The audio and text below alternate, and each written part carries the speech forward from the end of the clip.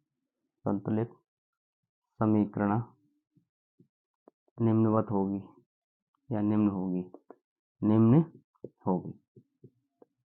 यानी उपरोक्त के अनुसार जो हमने इसमें चेंजिंग की है, मल्टीप्लाई की, इसके अनुसार अब हमारी रासायनिक समीकरण क्या होगी वो हमें करना है। तो हमें इसमें कोई चेंजिंग नहीं करनी है LHS में, यानी हमें बाईं ओर कोई चेंजिंग नहीं करनी, तो Fe का Fe आ गया प्लस 4H2O एरो, हमें दाईं ओर हमने 4 से मल्टीप्लाई की है H2 वाले टर्म में, तो बस हमें उसी में चेंजिंग करनी है। Fe3 का Fe3 आ गया O4 प्लस 4 से मल्टीप्लाई कर देंगे H2 में। तो अब अगर हम H2 के देखें तो 2 चौक 8, H2 के 8 हो गए और 8 ही हमारे इधर थे बाईं ओर। अब Fe के हम इधर 3 है, इधर Fe का 1 है, अब सिर्फ Fe के संतुलित करना बाकी रह गए। हमने O के पहले संतुलित कर चुके हैं, H2 के हमने H के अभी संतुलित कर लिए हमने। अब हम देखेंगे तो H के 2 चौक 8 हो गए और H के 2 चौक 8, O के 4 और O के 4। अब सिर्फ Fe के बकाया बचे हैं, तो अगले स्टेप में हम Fe के परमाणुओं की संख्या संतुलित करेंगे। तो आइए अब चलते हैं स्टेप नंबर 5 की ओर। तो स्टेप नंबर 5 है हमारा।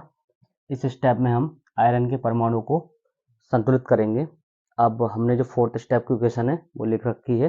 फोर्थ स्टेप की इक्वेशन हमारी आई थी Fe plus 4H2O arrow Fe3O4 plus 4H2O। Table हमें वही बनानी होती है प्रत्येक में। तो आयरन के परमाणु हमें संतुलित करने हैं, तो आयरन के परमाणु अभिकारकों में, उत्पादों में। अब प्रारंभ में हम देखेंगे अभिकारकों में आयरन के परमाणु कितने हैं, Fe में इसके आगे कुछ नहीं लगा है तो 1 होता है, तो Fe में 1 है आयरन का परमाणु। अब उत्पादों में हम देखेंगे Fe3O4 में Fe3O4 में Fe में 3 से इसके 3 परमाणु हैं, तो 3 लिख दिए। अब हमें संतुलित करने के लिए अभिकारकों में 1 है और हमें आवश्यकता है 3 परमाणु की, तो 1 में 3 से गुणा कर देंगे तो हमारे दोनों साइड बराबर परमाणु हो जाएंगे, अर्थात 1 गुणा 3 और इधर 3। हम लिख देंगे अब आंशिक रासायनिक संतुलित समीकरण का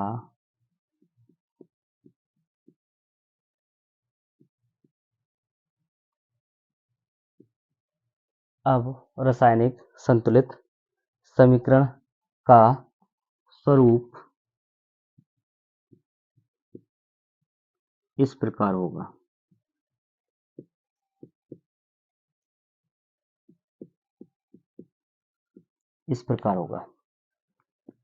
स्टेप 4 में हमारी जो आई थी Fe, अब स्टेप हमने 5 में क्या किया है, हमने Fe में अभिकारक में 3 से गुणा कर दी, तो Fe के आगे हम 3 से गुणा कर देंगे। प्लस चल रही थी हमारी 4H2O arrow Fe3O4 plus 4H2O। ये हमारा स्टेप 5 कंप्लीट होता है इसमें, और हमारे सभी जितने भी तत्व हैं उनके प्रत्येक की परमाणु संख्या बराबर होती है दोनों साइडों में। Fe के 3 है बाईं ओर, Fe के 3 है दाईं ओर, H के 2 चक 8 है बाईं ओर, H के 2 चक 8 हैं दाईं ओर, O के 4 हैं, O के 4 हैं। तो ये स्टेप हमारा 5th कंप्लीट होता है।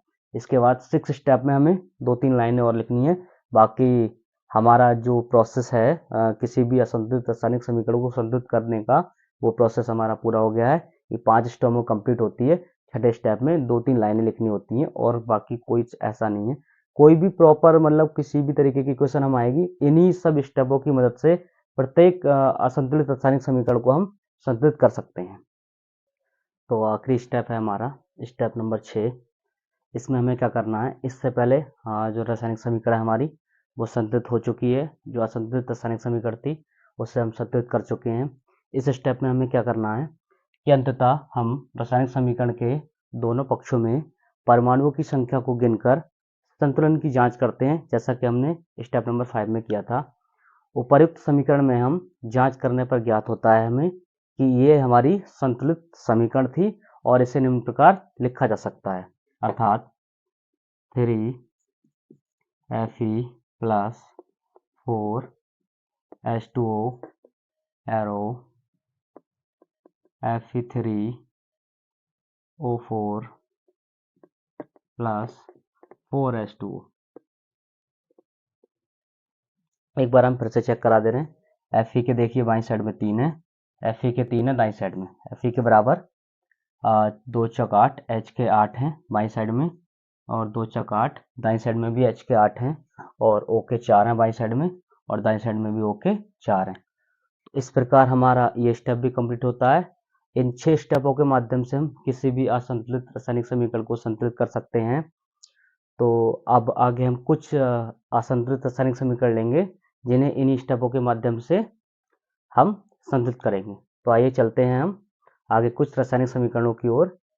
4 से 5 रासायनिक असंतुलित समीकरण लेंगे और फिर हम उन्हें संतुलित करेंगे इन स्टेपों के माध्यम। तो 6 स्टेप कंप्लीट करने के बाद में हमने यहाँ पे 4 असंतुलित रासायनिक समीकरण लिए हैं, तो उन्हें हम संतुलित करेंगे इन स्टेपों के माध्यम से। तो पहली हमारी MnO2 plus HCl arrow MnCl2 plus H2O plus Cl2। तो यहाँ पे हम देख रहे हैं Cl के हमें सबसे ज़्यादा 4 नजर आ रहे हैं, इधर Cl के हमारे सिर्फ 1 है, तो हम इधर वाले टर्म में 4 से मल्टीप्लाई कर देंगे। MnO2 plus HCl arrow MnCl2 plus H2O plus Cl2। 4 से हमने यहाँ पे मल्टीप्लाई कर दी। Cl के हमारे पूरे हो गए 4, Cl के 2 इधर हैं 2 इधर हैं, 4 पूरे हो गए। इसके बाद हमने देखा H की जब हमने 4 से मल्टीप्लाई की तो H के हमारे बाईं ओर 4 हो गए, H के दाईं ओर 2 हैं तो 2 से हमने यहाँ मल्टीप्लाई कर दी, तो दाईं ओर भी हमारे H के 4 हो गए। O के 2 हैं हमारे, O के 2 इधर हो गए, Mn का 1 है, Mn का 1 हो गया। तो यानी दोनों ही ओर हमारे प्रत्येक तत्व के परमाणुओं की संख्या समान हो गई। तो ये हमारी असंतुलित रासायनिक समीकरण जो थी वो संतुलित हो चुकी है। दूसरी हम करते हैं BaCl2 plus H2SO4 arrow BaSO4 plus HCl। हमने यहाँ देखा O के 4 हैं बाईं ओर सबसे अधिक, और दाईं ओर भी O के 4 हैं, यानी O के बैलेंस है। उसके बाद Cl के हमने देखा 2 हैं, H के भी 2 हैं, Cl का 1 है, H का 1 है, यानी चाहे हम Cl के ले लें चाहे H के ले लें, दोनों ओर 2-2 हैं, इस साइड दोनों 2-2 हैं और इस साइड दोनों ही 1-1 है। तो हमने 2 से मल्टीप्लाई यहाँ पे कर दी। हमने 2 से मल्टीप्लाई की तो H के 2 हो गए दाईं तरफ, H के 2 बाईं तरफ बैलेंस, Cl के 2 दाईं तरफ और Cl के 2 बाईं तरफ, और S का 1 था, S का 1, O के 4, O के 4, S का 1, O के 4, यानी ये भी हमारी बैलेंस होती है। तीसरी है हमारी C6H12O6 plus O2 arrow CO2 plus H2O। इसमें हम सबसे ज़्यादा देख पा रहे हैं H के हैं हमारे 12 बाईं ओर, H के इधर हैं हमारे 2, तो 6 से मल्टीप्लाई कर देंगे हम, 6 दूनी 12, H के हमारे बैलेंस होते हैं। अब हम देखते हैं किसके हमारे O के 6 और 2 8, O के 2 और 6 8, O के भी हमारे बैलेंस हो गए। अब हमारे बचते हैं C के बैलेंस करने के लिए। C के बाईं ओर 6 हैं तो 6 से इधर मल्टीप्लाई कर दी तो C के दाईं ओर भी 6 हो गए, लेकिन 6 से मल्टीप्लाई करने के बाद में O के 6 दूनी 12 और 6 18 होते हैं दाईं ओर, और जबकि O के हमारे बाईं ओर 6 और 2 8 हैं। अगर हम यहाँ से 6 से मल्टीप्लाई कर दें तो 6 दूनी 12 और 6 18, दोनों साइड ही हमारे बैलेंस होते हैं। उसके बाद हमारी लास्ट बचती है N2 plus H2 arrow NH3। इधर H के 3 हैं, H के इधर 2 हैं, सबसे ज़्यादा H के ही हैं हमारे। H के हम बैलेंस कैसे करेंगे, देखो इसमें पॉसिबल नहीं है, आप 2 से इधर मल्टीप्लाई करेंगे तो 2 दूनी 4 हो जाएंगे, और इधर 3 है, तो हमें क्या करना होगा, इधर 2 से मल्टीप्लाई करनी होगी और इधर 3 से मल्टीप्लाई करनी होगी और इधर 2 से मल्टीप्लाई, ताकि 3 दूनी 6 हो सकें और 2 3 6 हो सकें। H के बैलेंस हो गए हमारे 6 हो गए, N के 2 हैं, N के 2 हैं, तो चारों ही हमारी असंतुलित रासायनिक समीकरण संतुलित होती हैं।